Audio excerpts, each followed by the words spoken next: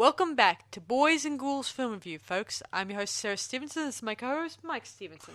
Hi, guys. So tonight we are going to review another... last year, I think it was, we reviewed, for all of you guys, the Poseidon Adventure, the 1970s one, obviously. And so we've gone ahead, we kind of fast forward to the future, to the Poseidon that was released in 2006. It's just called Poseidon. Yes. Yeah. Which is sort of a bit of a remakey, sort of re-imaging, slightly changing the story a bit. Yeah. You know, that sort of stuff. Yeah, before this one came out, they had a few other ones that came out too, including one that came out a year before this one, which is just called the Poseidon Adventure 2, so obviously. And of course, I guess at the time that one was a TV movie, so that went directly to TV, and it has no connection to this movie, obviously. No. Mm-hmm. Yeah, you go except for the fact it's called the Poseidon, and it's about... the original one was called the Poseidon Adventure, I believe. Mm-hmm. This one's called Poseidon, and I think the other ones were called Poseidon Adventure and different things such as that, and Beyond Poseidon Adventure, and Next Door to the Poseidon Adventure, Down the Street Poseidon Adventure, and anywho, guys, it's the same genre. Group of survivors. They try to get out of the boat through the bottom part to it. Somewhat. Because it's gone and, gone upside down. And yep, which allows, it certainly has. Yeah. And it has a good range of characters, I would say. There's Well, having said that, you ask. Kurt Russell's the main player. Richard Dreyfuss is also in it. And some other people. And my other daughter likes this guy, Mike Vogel. He wasn't the hero guy. He was the other guy. He was the boyfriend of the girl. That guy. He's a cute little fellow. Other daughter likes him. Yeah, I don't think Josh Lucas plays a good... He's the other hero guy. He's a good role. Mm-hmm. Anyway, what we're going to do here, I'll go through my usual rubbish. We go for it. Here we go. Produced by several people: Wolfgang Peterson, Duncan Henderson, Mike Fleece, and Akiva Goldsman. There you go. I hope we got the pronunciation right there. Directed by Wolfgang Peterson. The story is based on the Poseidon Adventure by Paul Gallico. Now the screenplay was written by Mark Protasevich, I think is the right pronunciation. I hope I'm not annoying anybody. Now, before I get into the cast, I'll tell you the bad news. Yes, the bad news. The budget was $160 million. Box office was $181 million. However, with distribution costs and everything, they took a bath on it and lost a lot of money on it. However, we like to think it picked something up in syndication and home media. So, it took a bath. Didn't the same thing could have been said for that? I think we took this other movie we reviewed called The Earthquake. Yeah. That one took a bath too, and lost them a lot of money too. Yeah, here it is. Warner Brothers lost 70 to 80 million on the film. But then then it might have picked up through syndication, home media, blah blah blah. So but home media who knows? Count. Yeah, I like to think they broke even at least. Well, I got nothing more to say before you start your little bit. Right. No. Yeah, might as well do it. So the story begins where our hero Dylan is taking a daily jog around the boat. Clumpity. Oh, yeah, I didn't say who the actors were, did I? Oh, no, Fairly Sausage. There you go. I knew I'd forgot something really important. Here we go.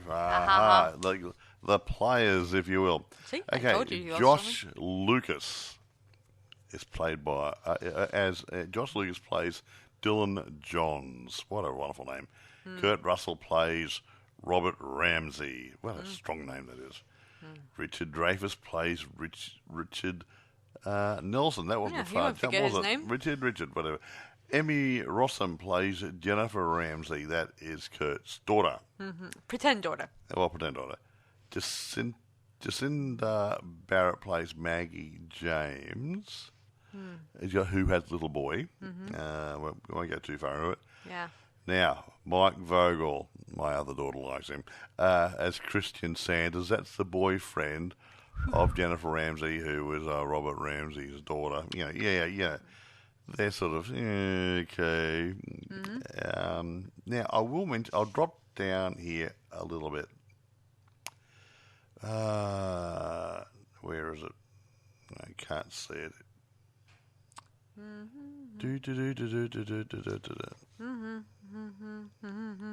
Anyway, doesn't matter. I'll tell you later if I remember it. But yeah, they're the main one. Oh, here it is. Fergie, the singer out of the Black Eyed Peas. I thought I recognised her.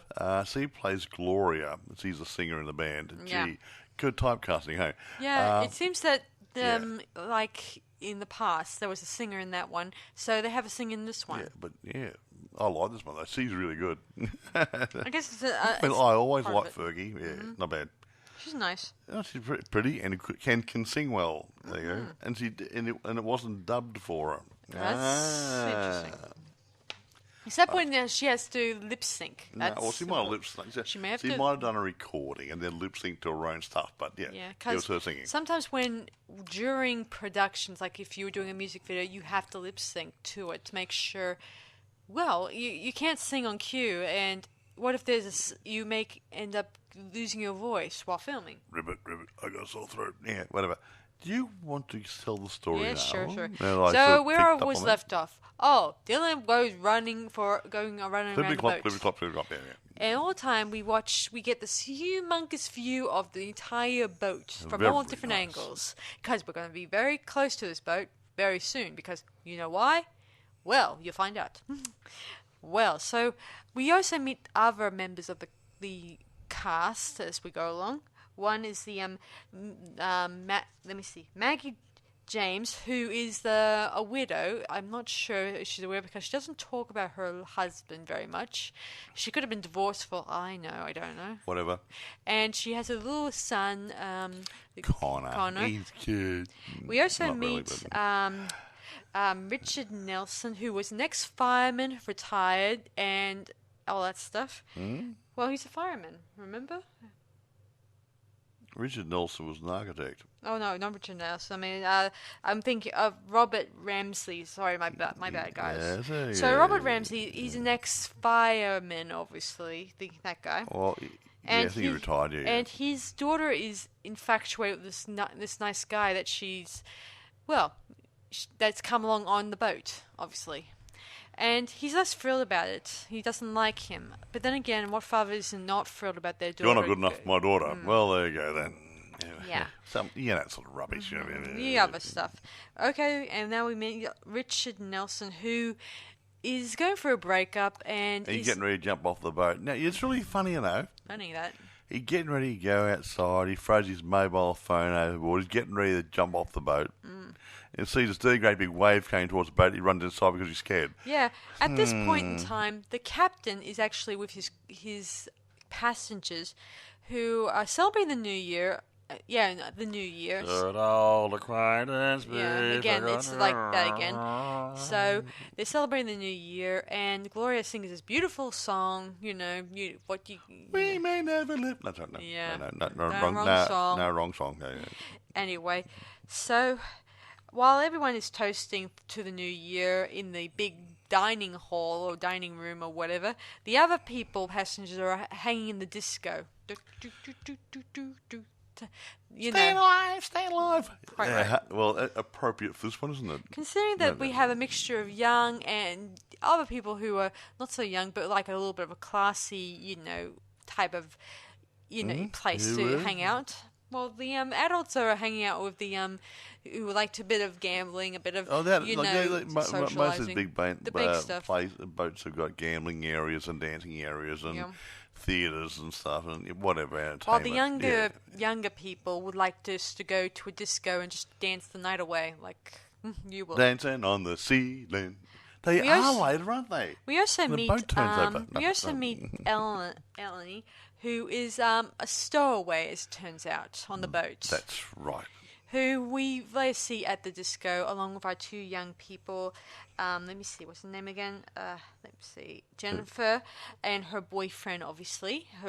But we later learn that they're kind of hiding a secret from her father. They're already engaged, but haven't told Daddy yet. No. Anyway, so Dylan is playing cards with her father, along with a guy named Lucky Larry. Not so lucky, to be honest. Nah, he doesn't quite make it. Nope. Suddenly, the wave hits them, and guess what? They try to dodge it. They tried to turn it around. Didn't work. Hadn't I seen the original movie? No. Anyway, then the wave hits them, and as it turns over, people crash and lose balance, lose their chairs, they lose their seats. Everything is falling onto the ceiling. Upside down. Everything's upside down, obviously. And by the time things are settled, half the boat is under the water. Yeah.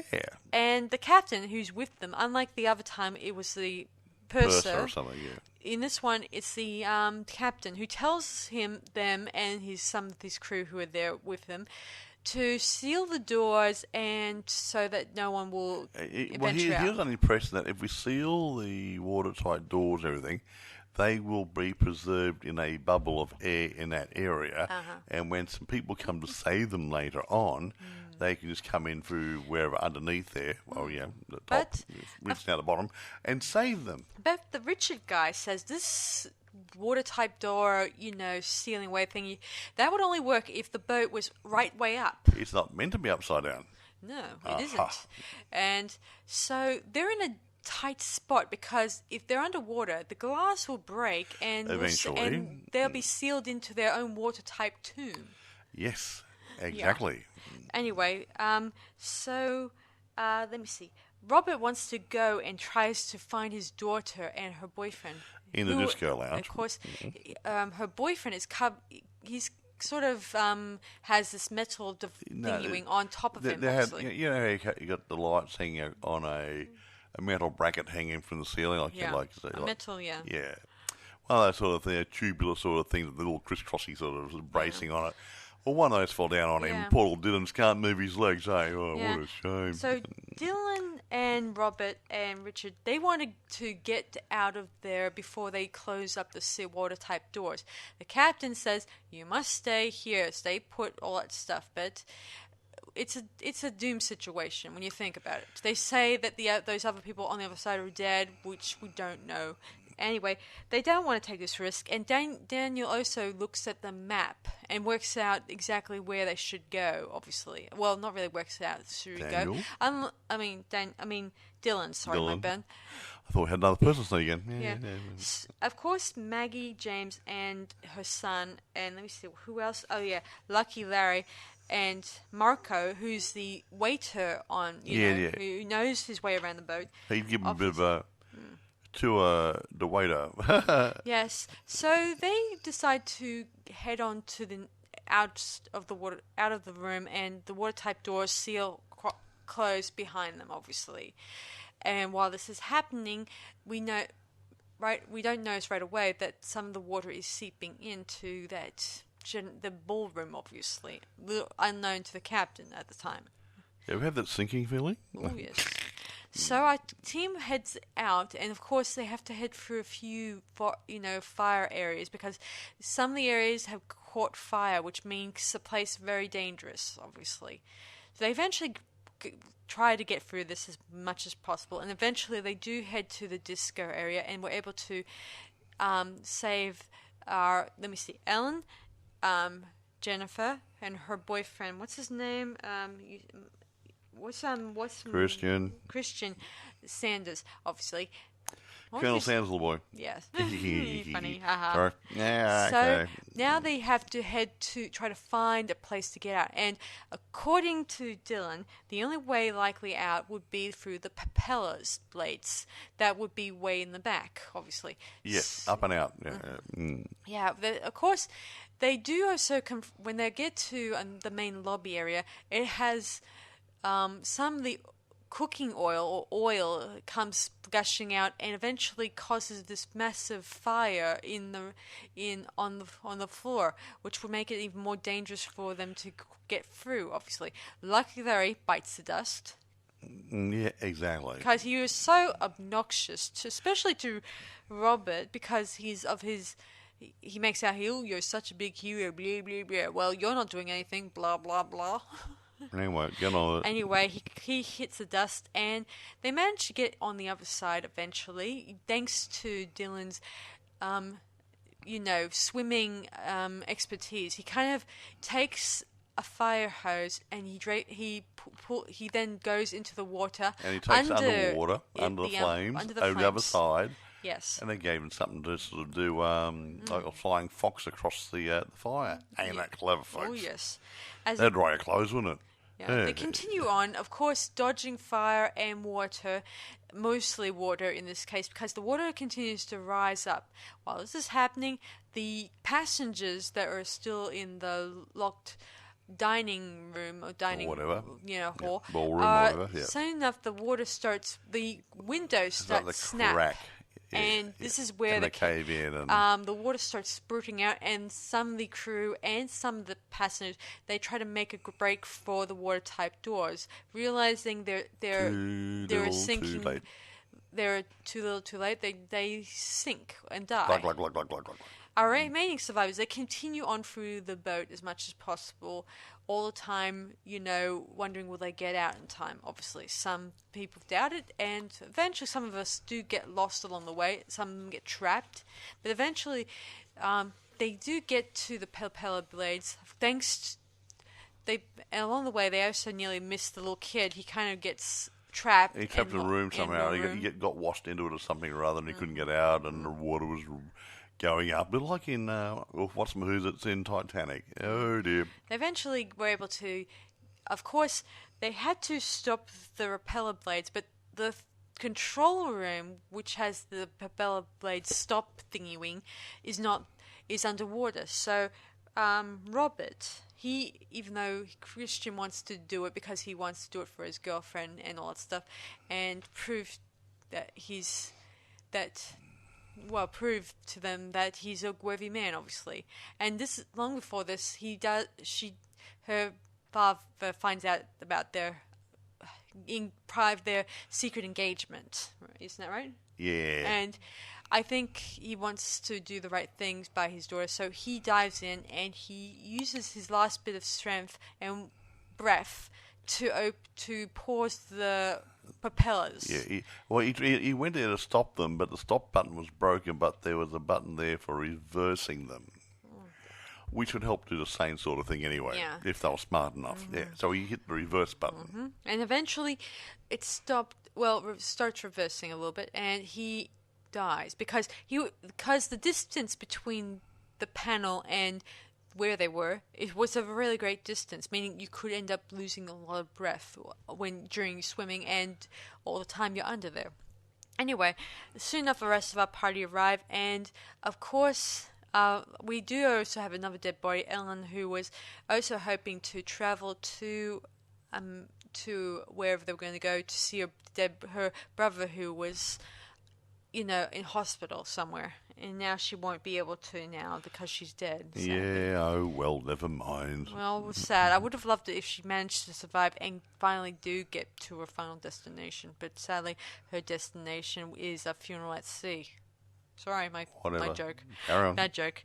Anyway, soon enough they get to the propeller blades, and Dylan comes up with the plan of using I think a fire extinguisher or whatever. No, the gas cylinder, I think, and he threw it in there, and when it went into the shaft, it blew up, and effectively stopped the motor because it broke it. Yeah. The propeller blades on that one is damaged and it was an acetylene tank. They're highly explosive. There you go. The other propellers are still it's got 3 or 4 propellers. They only need one to get out. So they eventually crawl through the space and were able to get out. And they quickly, dive into the water and swim to a nearest lifeboat. I was going to say, it's convenient. So convenient. There was a raft there.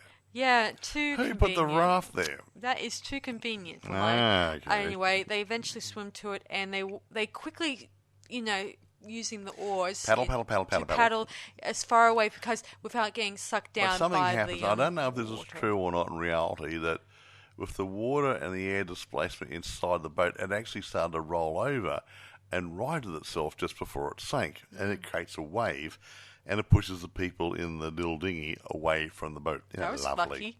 Anyway, so the boat starts sinking, and of course, in this lifeboat, obviously there is what do they call it? Those rescue flares.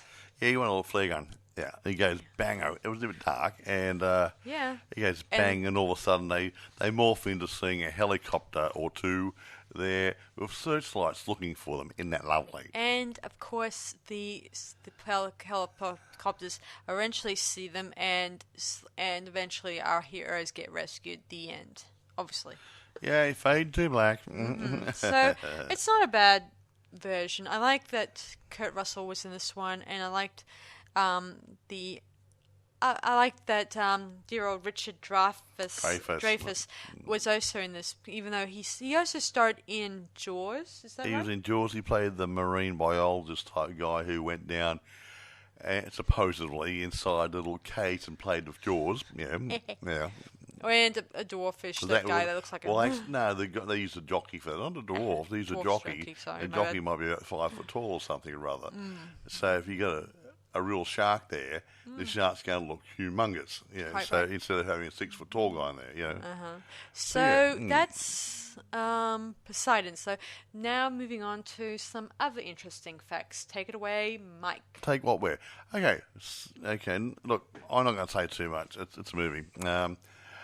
Sets. Okay, it's loosely based on the RMS Queen Mary.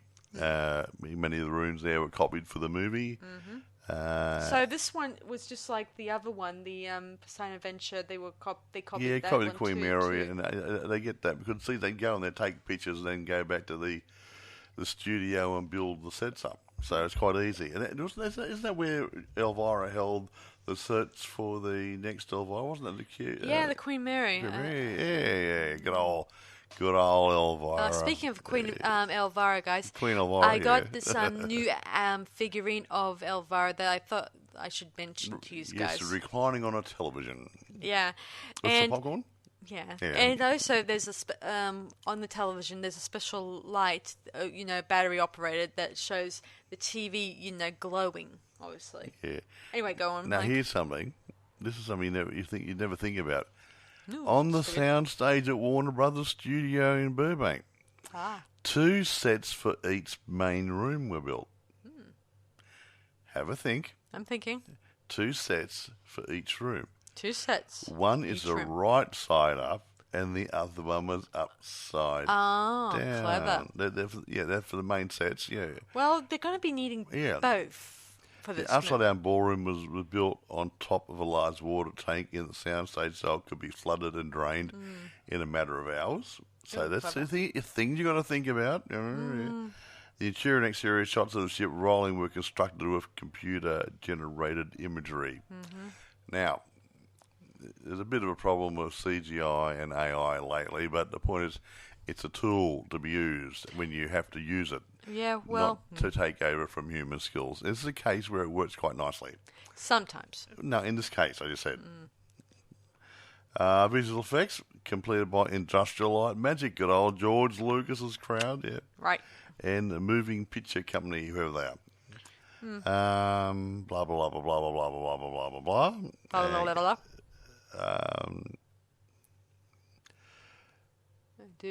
I'm just having a look, nothing there. I'm just going for a lot of notes here, so I don't want to bore you too much with crap, Yeah, guys, we don't want to bore you as the audience.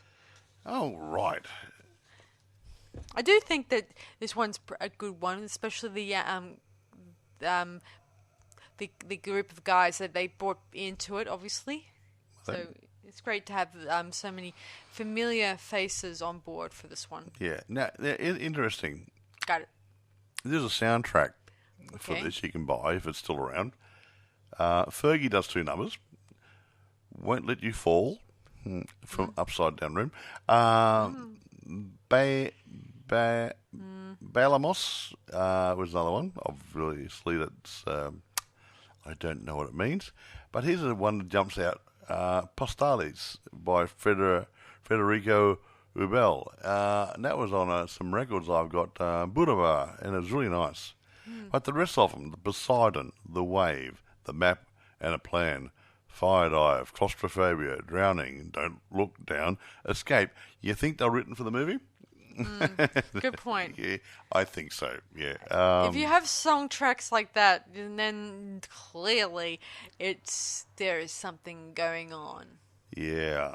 Anyway, box office was a problem, obviously. Although I never go by names when it comes to music. No, I don't normally. I thought that because they wrote a lot of songs for the movie. Yeah. And like I said, Poseidon, Wise, Map, blah, blah, they're all relative to where they were at different times of the movie. Yeah. If I come up with a movie...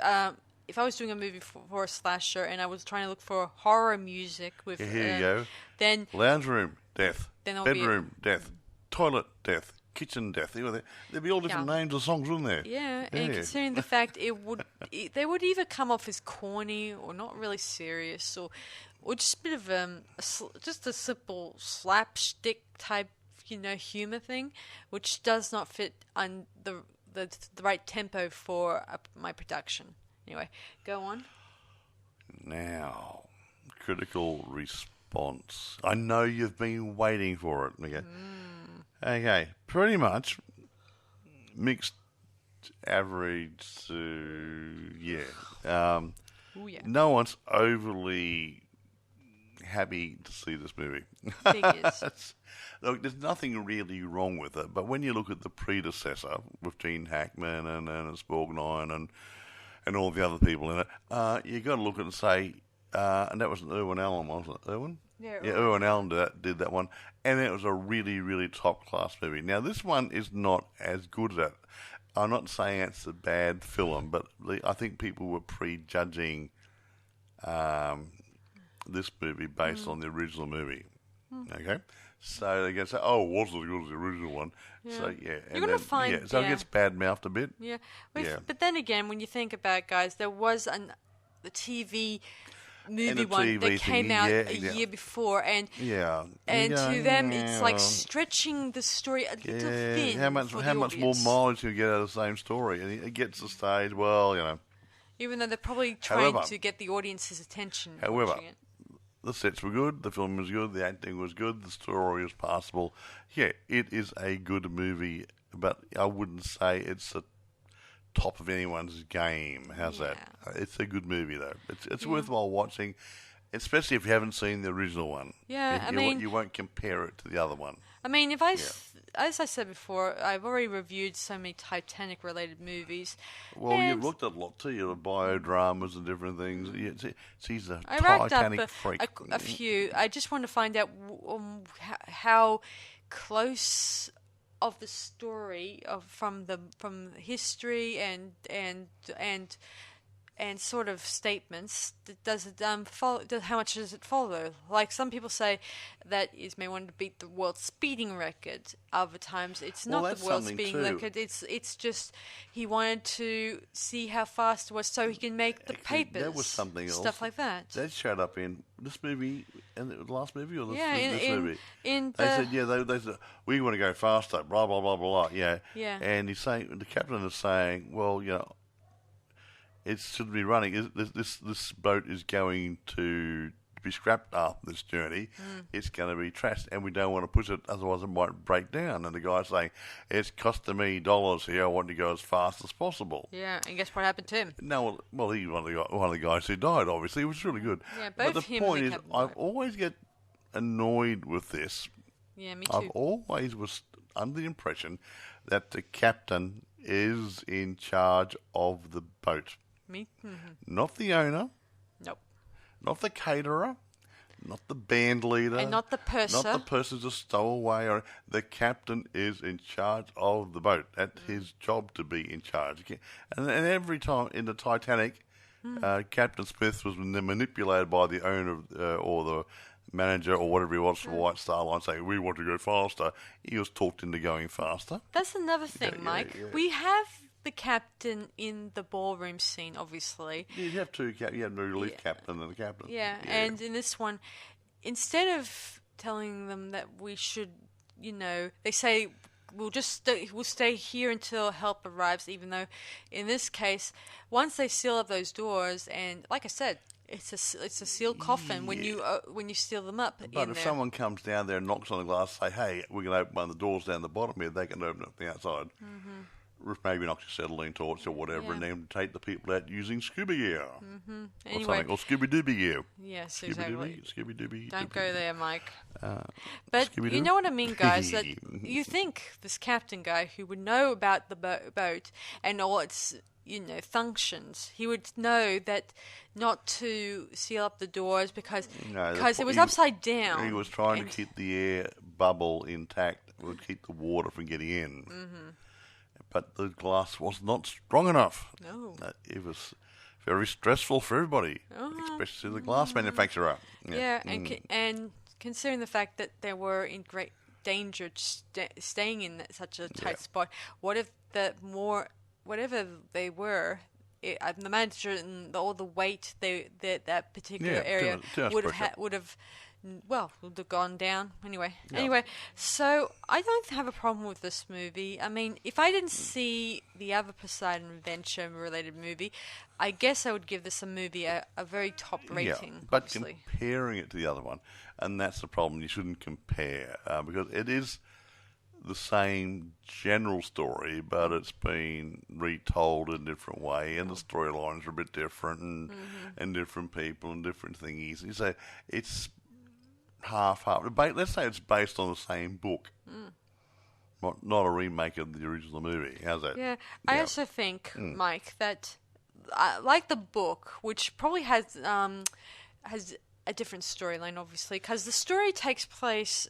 during would have been around World War I or World War II, because it mentioned in the book that something about the Germany, Nazis and stuff like that, which indicates that this may have taken place just a year or two after, the whole, the war, obviously. Maybe. Well, you're telling me the story. Again, it's so.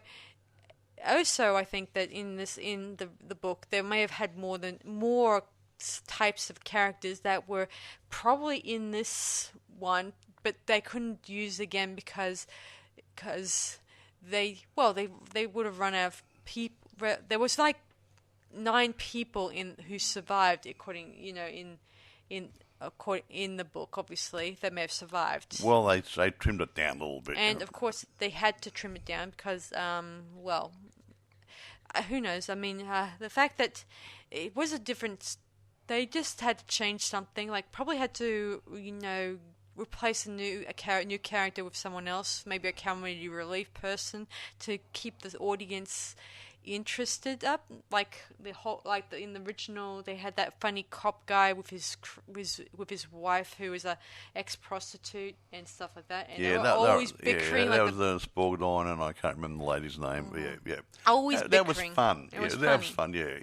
Yeah, you hear that you have Lucky Larry, who was the least comedy relief. And he wasn't very lucky at all. No.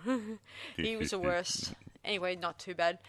Anyway, I do think that in both movies, or all movies of it, they may have removed one particular character to replace it with someone the crew, the scriptwriters wanted to include, obviously. So they may have changed the story dynamics. They do composite people. They might have 2 people in a book. They might roll them into one person or something for the character and the lines and different things to make it interesting. And of course, like in all those movies, there's going to be a kid involved, to make sure. They have a token child. Actually, in Towering Inferno, they had 2.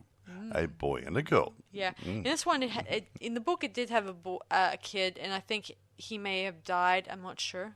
And like most studios out there, they don't want to show a dead child being, drowning or getting killed off. Well, I wouldn't. Anyway, so now, we've found now. Have we we didn't do the reviewers? Have I we? just said. Oh yeah, we didn't. Before that, yeah, it was a mixed review. No one was overly happy to see the movie, but no one actually bagged it totally. But a lot of the reviews were, well, yeah, blah blah, yeah, not like the original movie, blah blah blah. Yeah.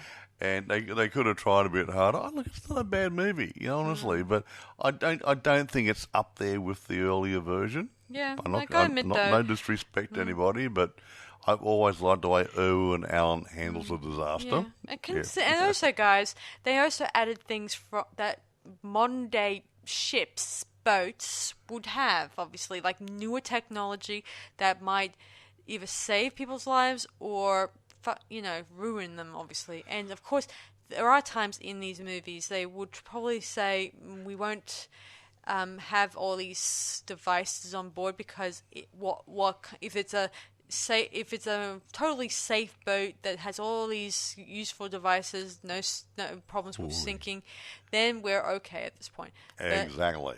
However, this boat had lots of lifeboats and everything, but they're not real good at the boats upside down. There you go. It would have been good for this movie to actually. It would have been a good explanation of where the lifeboat came from, obviously, because I don't think that lifeboat looked exactly like the ones we saw on the deck in the opening. Yeah, it was there, but even if it was, who inflated it?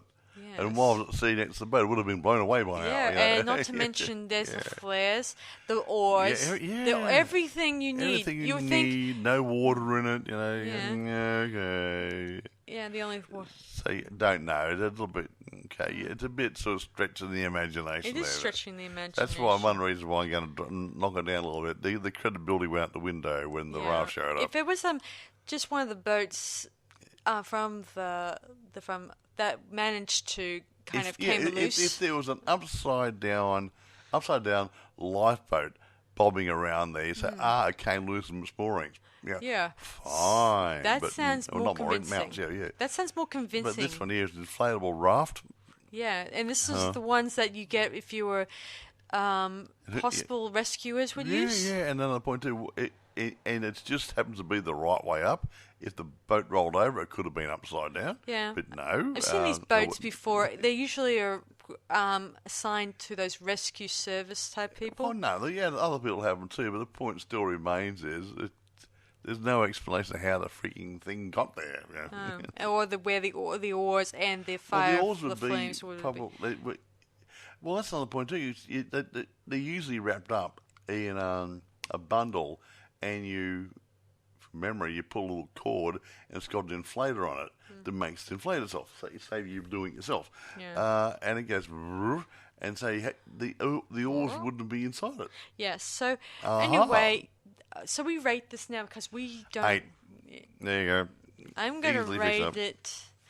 I'm going to rate it really lower than Mike here, so I'm sorry, guys, if I have... I'm not...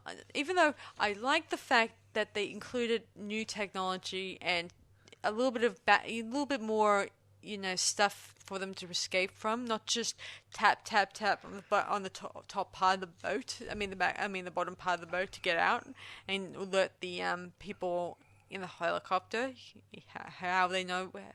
Anyway... How much are you going to rate it? So I'll rate it 7 out of 10 myself. Okay, now, where do you get it? I'm glad you asked, guys. eBay, they are there if you want to buy them. They are for sale. Amazon, you can rent it on Prime or you can purchase it.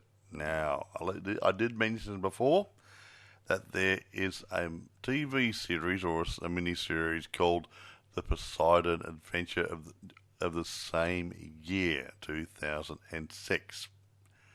Okay? Do not get that unless you really want to. We're looking at Poseidon, 2006. And when you go searching, Kurt Russell is the main actor. You might get Mike Vogel's name thrown out there because he was rather popular. Yeah. Or the director's name, Wolfgang Peterson. So you use those reference points, you can't go wrong, can you? Exactly so, guys. So keep that in mind, of course. Also, guys, if you're going to look for this one, be sure not to confuse it with the 2005 one, obviously, because you will have a different... Same name? It would be the same name as the one from 1970s. It would be called the Poseidon Adventure, obviously. But didn't you say that? So the little TV series, it actually shows up as the same year, not the year before. I know. I just said that? I'm just saying that there might be a few people out there who may put it in as Poseidon, just put the there word are some in silly Poseidon. people. There are silly people out there who just put in, if it's seeing as it's in the same 1 year apart, they'll probably write it up as the Poseidon for that one. There are some silly people out there. But trust look me. for the director, Wolfgang Peterson, or Kurt Russell, Richard Dreyfuss, or Mike Vogel's name there as actors, because they'll probably come up the top of the list. Yeah. Yes. So you know where to find it, and you know our thoughts on it. So look, it's not a bad movie. It's not as good as the other one, but it's a good interpretation. Yeah. Even though it's different, unlike the other one where they said in this one there's the watertight doors and the propeller blades to get out of and stuff like that. That was a better escape than just heading towards the to the type of boat where it would just so they can get rescued. Exactly. I mean, this one is a lot more convincing. Getting through the propeller blades in order to escape sounds like a better, an awesome, interesting plan. Yeah, look, they've both got interesting escape bits in them. So the other guy got there. Hopefully, if these people got there, they could cut them out quite easily. Yeah. I imagine the Beyond the Poseidon may have come up with a different, escape route, and would have been cool. I haven't seen the other one that was done the year before this one, obviously, but I'm at the moment watching that one to see and compare that particular movie with the this one, obviously, and the other one, obviously. Anyway, do you want to kill it? Yeah, so that's about it from us, guys. I hope you guys enjoyed this video. And if I come off a little bit, intense at the moment, it's because I'm going through some stress at the moment. Yeah, we're a couple of weeks out here. Yeah.